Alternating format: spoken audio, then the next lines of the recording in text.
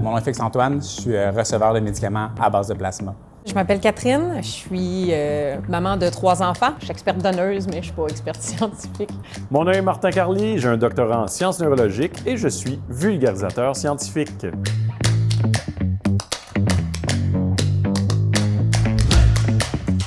En fait, du plasma, c'est une composante dans ton sang. Le plasma en tant que tel, il est doré, jaune. Le plasma, c'est ce qui permet au sang de jouer son rôle de moyen de transport par excellence pour tout ce dont nos cellules ont besoin dans notre corps. Donc, ça peut transporter évidemment globules rouges, globules blancs, les plaquettes et aussi toutes sortes de protéines qui sont très intéressantes. J'ai une condition assez particulière avec un système immunitaire qui est overreact, qui surréagit. Puis pour essayer de calmer mon système immunitaire, il me faut des traitements d'immunoglobulines qui sont faits à base de plasma. Quand on donne du plasma, on donne pas juste le plasma, on donne aussi tout ce qu'il contient, notamment des protéines qui sont indispensables pour fabriquer des médicaments spécialisés qui sont nécessaires à la survie et au mieux-être de milliers de personnes. Moi, avec ma routine de 3 enfants, c'est 1 heure de repos. aussi bizarre que ça puisse paraître, j'ai toujours trouvé ça relaxant à aller donner du plasma parce que je m'assois, j'amène mon petit livre. On va prendre un certain volume de sang, mais grâce à un appareil sophistiqué, on va retourner de manière sécuritaire dans le corps du donneur les globules rouges, les globules blancs et les plaquettes.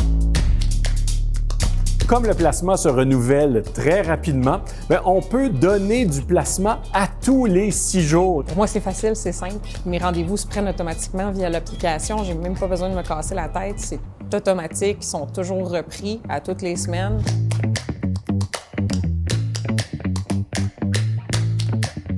Ceux qui ont un déficit immunitaire primaire ou secondaire, par exemple, ceux qui sont liés à certains cancers. Ceux qui sont atteints de la maladie de Kawasaki, ceux qui sont atteints du syndrome de Guillain-Barré.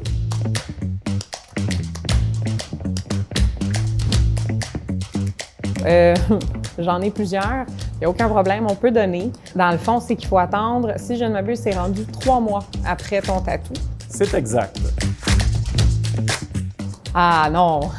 C'est sûr que là, il y a des critères d'exception. Il faut attendre 6 mois après l'accouchement. Il faut que tu sois majeur, j'imagine, ou peut-être 15 ans, je suis pas sûr. Si on est en bonne santé, on peut donner du plasma dès l'âge de 18 ans et ce, jusqu'à la fin de notre vie.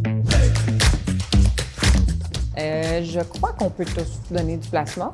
Tous les groupes sanguins peuvent donner du plasma.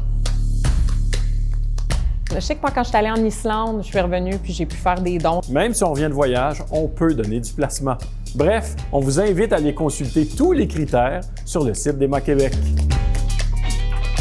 Quand on donne du plasma, on le fait, c'est de l'altruisme, on le fait parce qu'on sait qu'on va aider quelqu'un. Merci de nous permettre de vivre une vie normale.